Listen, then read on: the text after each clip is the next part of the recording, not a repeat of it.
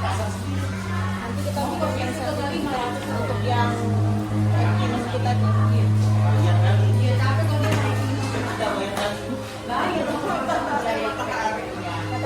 Buat kombel. Buat kombel ini ceritanya.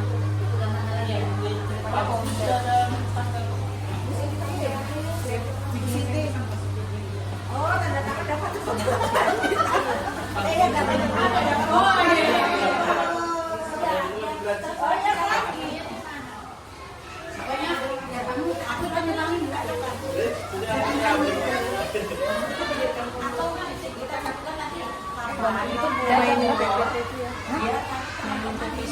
Ini boleh. Ini parah.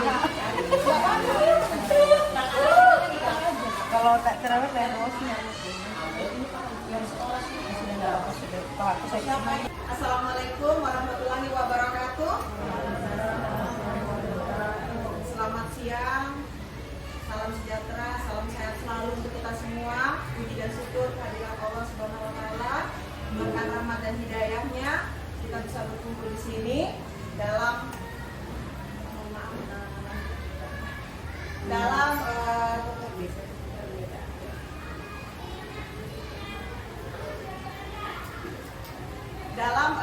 praktik baik pembuatan budaya positif tentang pembuatan keyakinan kelas dan penerapan segitiga restitusi sebagai perwujudan budaya positif di sekolah. Saya narasumber Eka Widiananta, CGP Angkatan 11, Kota Balikpapan, Provinsi Kalimantan Timur, akan berbagi sedikit pengalaman saya dari ilmu-ilmu yang saya sudah dapatkan pada saat saya menjadi CGP 1 bulan ke belakang ini. Di sini, mohon maaf teman-teman semua, ibu kepala sekolah, saya di sini sebagai narasumber bukan berarti saya lebih pandai, lebih pintar atau lebih segala-galanya dari rekan semua. Tapi saya di sini hanya ingin berbagi ilmu. Semoga apa yang saya sampaikan bisa menjadi acuan kita ke depannya dalam hal pembelajaran ke depan untuk anak-anak kita. Berikutnya, sebelum kita mulai slide yang selanjutnya, sekarang saya ucapkan terima kasih kepada ibu kepala sekolah atas waktu yang diberikan kepada saya. Selanjutnya ice breaking. Ice breaking kita kali ini kita hanya bermain tebak gambar.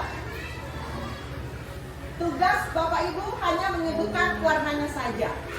Jadi saya mohon teman-teman partisipasinya untuk menyebutkan warnanya. Silakan. Merah, hijau, biru, coklat, putih, kuning. Oke. Ya.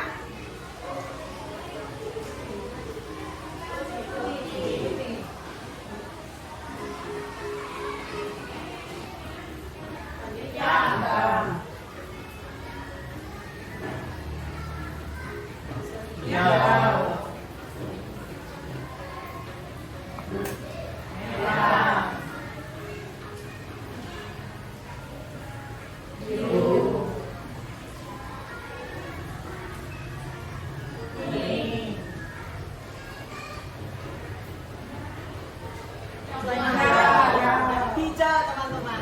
Selanjutnya biru. Alhamdulillah mulai konsentrasinya. Selanjutnya kuning. Alhamdulillah udah mulai lagi. Selanjutnya hijau. Alhamdulillah. Lanjut putih. Oke. Lanjut merah. Alhamdulillah. Lanjut hijau. Alhamdulillah. Baik. Terima kasih teman-teman atas waktunya untuk ice sebenarnya itu adalah hal yang simple untuk ice breaking, tetapi itu dituntut untuk kita untuk berkonsentrasi. Walaupun tidak sinkron antara tulisan dan warna, itu menunjukkan bahwa kita harus konsentrasi. Oke. Untuk di awal ini saya ingin sedikit berbagi tentang budaya positif. Apa sih budaya positif? Budaya positif merupakan perwujudan dari nilai-nilai atau keyakinan universal yang diterapkan di sekolah. Budaya positif dapat mendorong murid untuk mampu berpikir, bertindak, dan menciptakan sebagai proses memerdekakan dirinya sehingga murid mampu mandiri dan bertanggung jawab. Konsep inti budaya positif ada 8.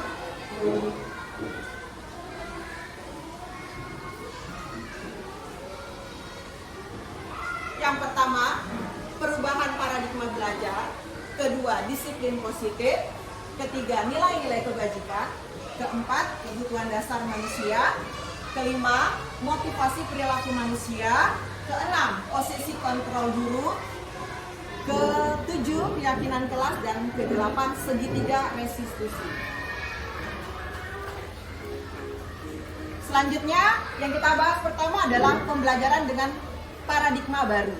Pembelajaran dengan paradigma baru merupakan pembelajaran yang dirancang berdasarkan prinsip pembelajaran berdiferensiasi, sehingga para peserta didik belajar sesuai kebutuhannya berdasarkan tahap perkembangan sesuai teori psikologi modern untuk mewujudkan profil pelajar Pancasila.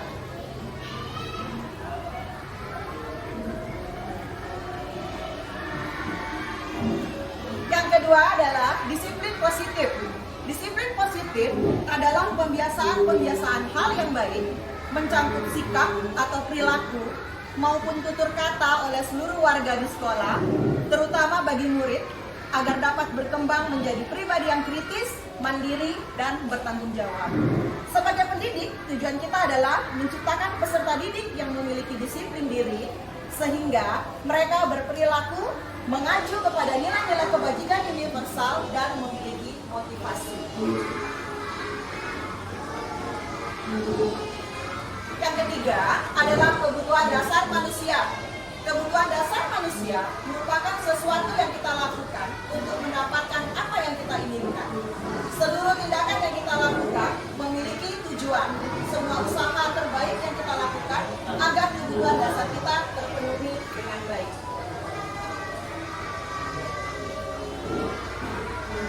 Kebutuhan manusia ada 5. Yang pertama adalah bertahan hidup. Kedua, kasih sayang dan rasa diterima. Ketiga, penguasaan. Keempat, kebebasan. Kelima, kesenangan. Bertahan hidup terdiri dari makanan, pakaian, tempat tinggal, keamanan, dan kesehatan. Sedangkan kasih sayang dan rasa diterima, yaitu rasa diterima, dipedulikan, berbagi, kerjasama, dan menjadi bagian dalam kelompok. Penguasaan itu terdiri dari harga diri, keinginan untuk dianggap memimpin, berprestasi, diakui, dan didengar. Sedangkan kebebasan adalah mandiri, memiliki pilihan, mencoba hal baru, dan mampu mengendalikan arah dirinya. Kesenangan, bermain humor, antusias, dan berkawan. Yang keempat adalah motivasi perilaku manusia. Motivasi perilaku manusia terdiri dari 3, yaitu hukuman, konsekuensi, dan restitusi. Hukuman tidak terencana atau tiba-tiba, murid tidak tahu apa yang akan terjadi, bersifat satu arah, berupa hukuman fisik atau psikis. Sedangkan konsentrasi terencana atau disepakati sesuai peraturan, murid tetap dibuat tidak nyaman, sikap guru selalu memonitor guru. Sedangkan restitusi, proses menciptakan kondisi bagi murid untuk memperbaiki kesalahan. Proses kolaboratif yang mengajarkan murid untuk menjadi diri sendiri, solusi diri sendiri, mencari solusi untuk diri sendiri. Yang kelima adalah posisi kontrol guru. Di sini posisi kontrol guru ada 5. Kita dalam mengajar memiliki 5 posisi kontrol.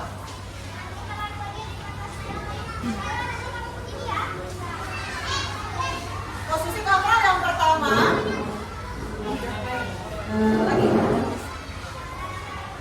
yang pertama adalah sebagai penghukum. Yang kedua, pembuat rasa bersalah. Yang ketiga, sebagai teman. Yang keempat, pemantau. Yang kelima, sebagai manajer. Dalam hal ini, posisi kontrol guru dalam CGP ini kita disarankan di sini kita tidak harus menjadi yang kedua ini. Tetapi kita diusahakan menjadi teman, pemantau, dan manajer.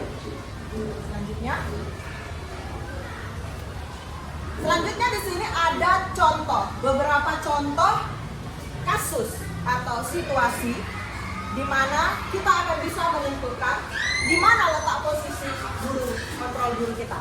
Yang pertama adalah tentang Adi yang terlambat hadir di sekolah.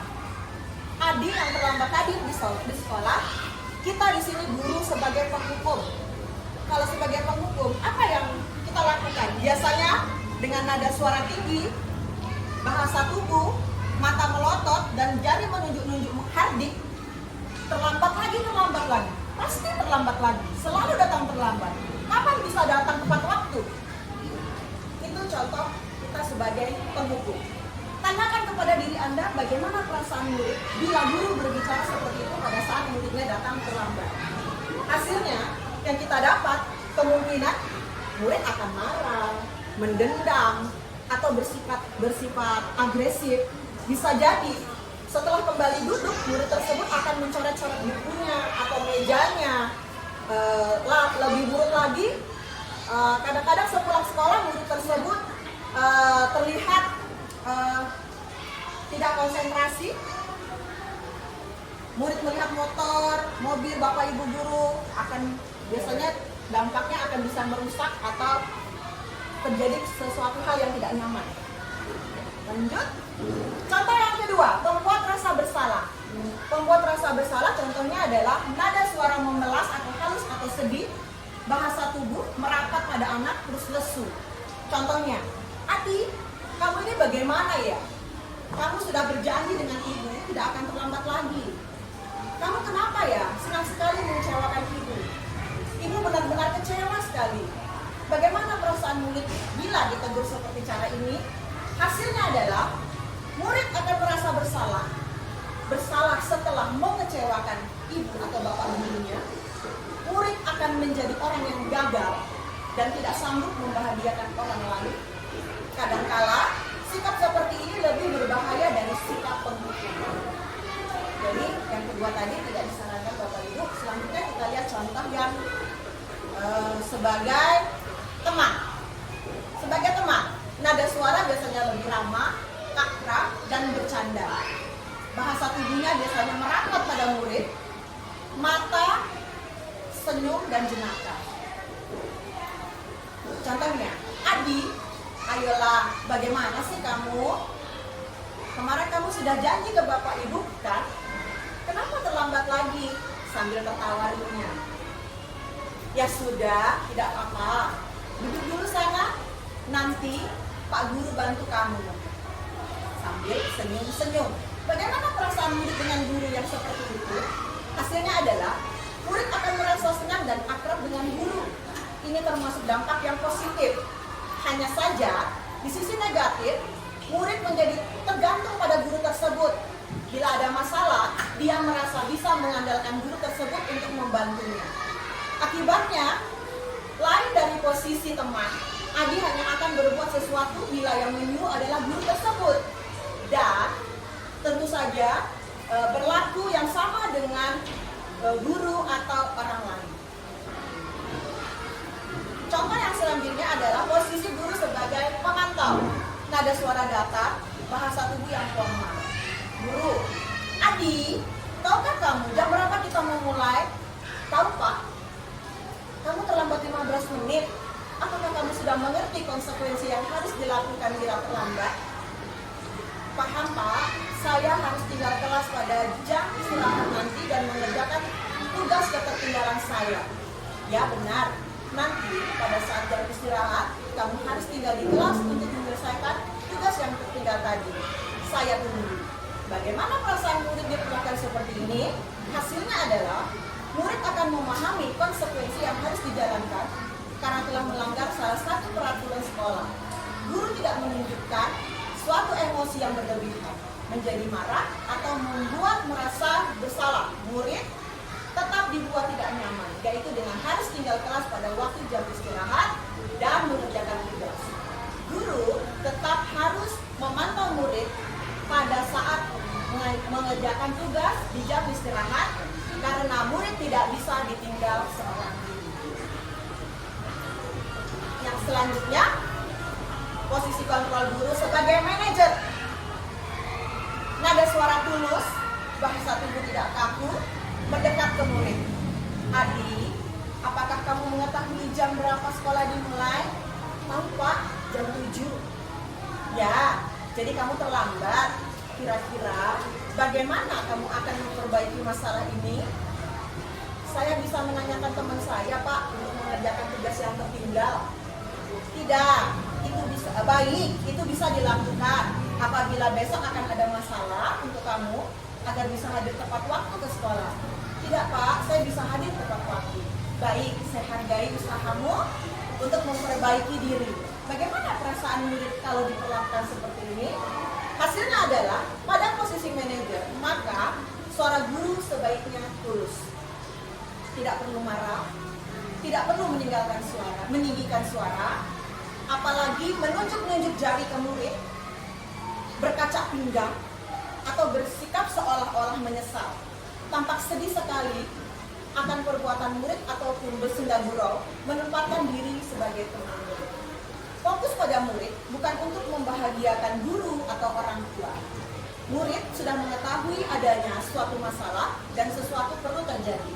Bila guru mengambil posisi pemantau, guru akan melihat apa konsekuensinya, apa peraturannya. Namun, pada posisi manajer, guru akan mengembalikan tanggung jawab pada murid untuk mencari jalan keluar permasalahannya, tentu dengan pembinaan guru, bimbingan guru. Biasanya pemantau itu digunakan untuk kelas tinggi Bapak Ibu.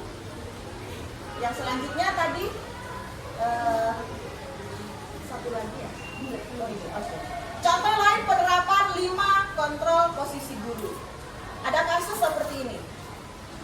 Murid tidak mengerjakan tugas yang diberikan guru. Sebagai teman, biasanya murid akan berkata, ayo dong, kamu kerjakan tugasnya.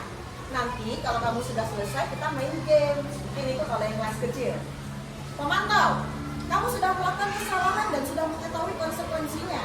Sekarang, silakan segera tunjukkan. Contoh penerapan 5 kontrol posisi guru lagi yang selanjutnya yaitu manajer. Kasusnya, murid tidak mengerjakan tugas yang diberikan guru. Sama ya, kasusnya sama, hanya saja di situ posisi kontrolnya ada beberapa. Jadi dari kasus ini ada 3 posisi kontrol yang bisa kita lakukan. Yang ketiga adalah manajer. Apakah kamu tahu kesalahanmu? Keyakinan sekolah apa yang kamu langgar? Dan apa yang akan kamu lakukan untuk menyelesaikannya?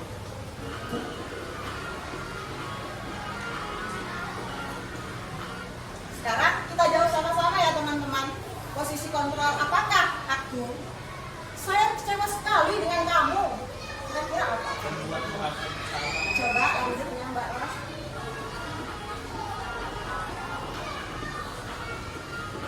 Ya, benar sekali teman-teman. Pembuat merasa bersalah. Selanjutnya, kasus yang kedua, kamu tidak pernah benar melakukannya. Sekarang, keliling lapangan 3 kali.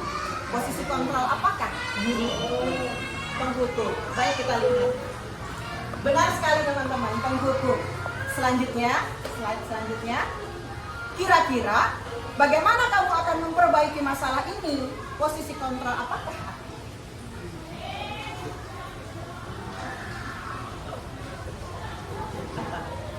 Manajer. Karena bertanyanya dengan yang halus tadi ya. Oke, lanjut.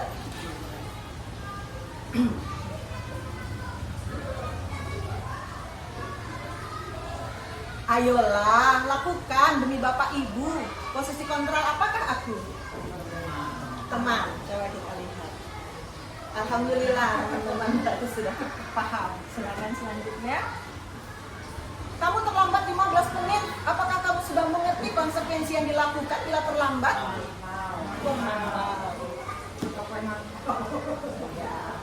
Mantap. Alhamdulillah. Lanjut. Yang keenam adalah keyakinan kelas. Keyakinan kelas merupakan kesepakatan kelas yang diyakini bersama guru dan murid dengan harapan dapat meningkatkan kedisiplinan murid. Biasanya keyakinan kelas itu kita buat sebelum kita melakukan pembelajaran. dengan cara-cara yang simpel dan sederhana. Dan kalau kesepakatan kelas itu biasanya kita membuatnya di awal-awal pada saat kita asesmen non-kognitif ya Bapak Ibu. Keyakinan kelas berupa pernyataan universal dibuat dalam bentuk positif dan bersifat abstrak. Keyakinan kelas hendaknya tidak terlalu banyak sehingga mudah diingat dan dipahami semua warga kelas. Ikut berkontribusi dalam pembuatan keyakinan kelas lewat kegiatan mengutarakan pendapat. Jadi kita bisa langsung secara lisan dengan anak murid. Contohnya, anak-anak hari ini kita belajar bahasa Indonesia. Ayo kita buat keyakinan kelas bersama. Apa yang harus kita lakukan dalam pelajaran ini? Anak-anak pasti akan antusias. Tidak boleh jalan-jalan dulu, mendengarkan ibu guru, seperti itu. Nah itu akan kita jadikan keyakinan kelas. Keyakinan kelas, setiap anggota kelas perlu belajar dengan senang, saling menghargai dan menghormati, berkomitmen terhadap setiap tugas, senantiasa membantu dan disiplin waktu. Biasanya mencakup ini. Yang ketujuh adalah segitiga restitusi. Segitiga restitusi adalah suatu proses yang dijalankan guru atau orang tua agar dapat menghasilkan murid yang mandiri dan bertanggung jawab. Segitiga restitusi membantu murid memiliki tujuan, disiplin positif, dan memperbaiki dirinya setelah berbuat salah. Restitusi bukan untuk menebus kesalahan, namun untuk belajar dari kesalahan. Jadi ada ini, ada 3. Yang pertama adalah menstabilitaskan identitas, yang kedua validasi tindakan yang salah, dan yang ketiga adalah menanyakan keyakinan. Menstabilkan identitas, apa saja sih yang ditampilkan, apa saja yang mau kita cari untuk menstabilkan identitas? Yang pertama, berbuat salah. Contohnya, berbuat salah itu tidak apa-apa, tidak ada manusia yang sempurna. Saya juga pernah melakukan kesalahan seperti itu. Kita bisa menyelesaikan ini. Bapak Ibu tidak tertarik mencari siapa yang salah, tapi Bapak Ibu ingin mencari solusi dari permasalahan ini. Kamu berhak merasa begitu. Apakah kamu sedang menjadi teman yang baik buat dirimu sendiri? Ini adalah contoh kata-kata dari menstabilitaskan situasi. Validasi tindakan yang salah. Apa saja yang bisa kita utarakan seperti ini? Padahal kamu bisa melakukan yang lebih buruk dari ini ya. Kamu pasti punya alasan mengapa melakukan hal itu. Kamu patut bangga pada dirimu sendiri karena kamu telah melindungi sesuatu yang penting buatmu. Kamu boleh mempertahankan sikap itu, tapi kamu harus menambahkan sikap yang baru. Itu contoh validasi tindakan yang salah. Yang selanjutnya adalah menanyakan keyakinan. Apa yang kita percaya sebagai kelas atau keluarga? Apa nilai-nilai umum yang kita telah sepakati? Apa bayangan kita tentang kelas yang ideal? Kamu mau jadi orang yang seperti apa? Itu adalah kata-kata yang biasanya kita tampilkan untuk keyakinan kelas. Ini adalah berikut contoh penerapan segitiga restitusi yang saya terapkan beberapa hari yang lalu.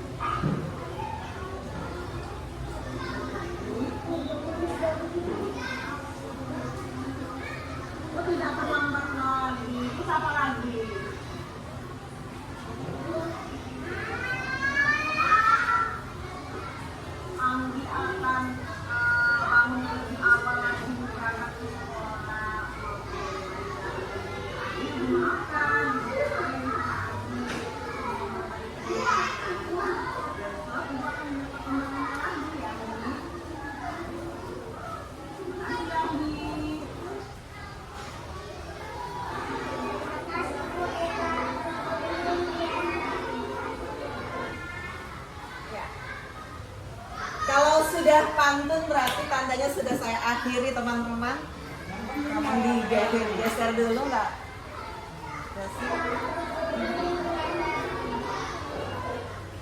Sebelum pergi kopernya dikemas. Janganlah lupa siapkan kertas. Untuk memiliki generasi emas, masalah pendidikan haruslah tuntas. Terima kasih teman-teman atas waktunya, doa dan dukungannya buat saya. Terima kasih sudah mau meluangkan waktunya untuk menghadiri diskusi kita pada hari ini. Saya ucapkan terima kasih. Saya akhiri. Wassalamualaikum warahmatullahi wabarakatuh. Waalaikumsalam. Kasih ya teman-teman.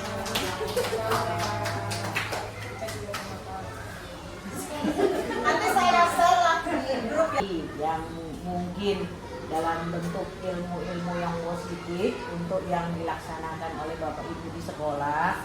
Mungkin seperti tadi cara menghadapi siswa seperti yang dipraktikkan tadi.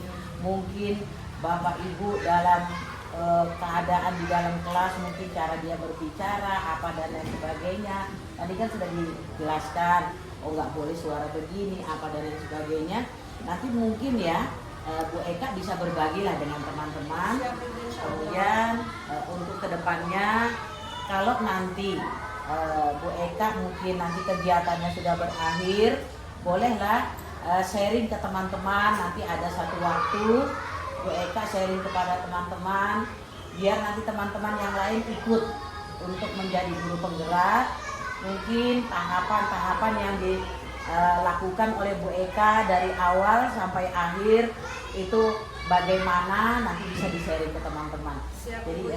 Jadi jangan sampai nanti teman-teman untuk maju menjadi guru penggerak itu punya tanda tanya besar. Aku nanti bagaimana? Apakah nanti bagaimana? Pokoknya banyak pertanyaan yang muncul karena apa? Tidak ada gambaran dari teman yang terdahulu. Maka dari itu nanti saya minta ke Bu Eka, bolehlah sharing ke teman-teman dari awal sampai akhir, tetapi nanti mungkin setelah selesai. Ya.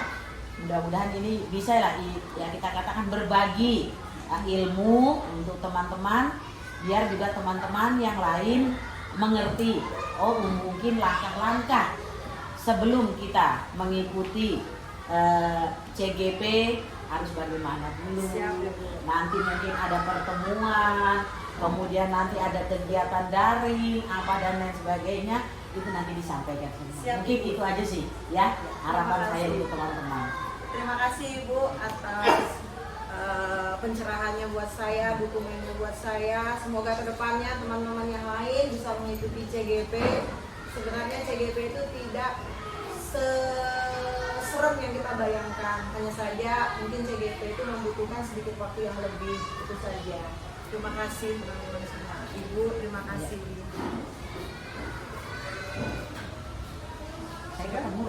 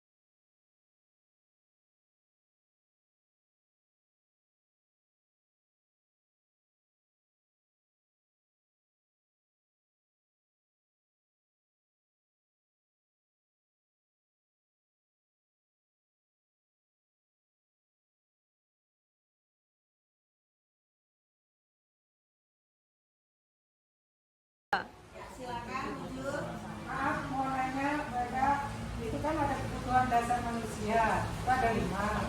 Yang saya mau tanyakan, bertahan hidup itu apa maksudnya? Bertahan hidup itu kita sebagai manusia kita pasti membutuhkan suatu kebutuhan yang tidak bisa tidak ada, dan kebutuhan itu harus ada dan harus melekat dalam diri kita. Contohnya adalah seperti makanan, pakaian, keamanan, dan kesehatan.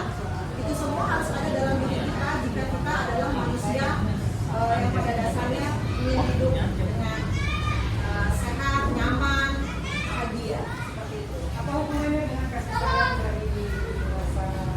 Dan rasa diterima, kasih sayang dan rasa diterima itu kita sebagai manusia kita juga pasti membutuhkan rasa diterima oleh lingkungan kita, dipedulikan, kita mau berbagi, ada kolaborasi dan kerjasama dengan teman, dan tentu saja menjadi bagian dalam kehidupan kita. Itu adalah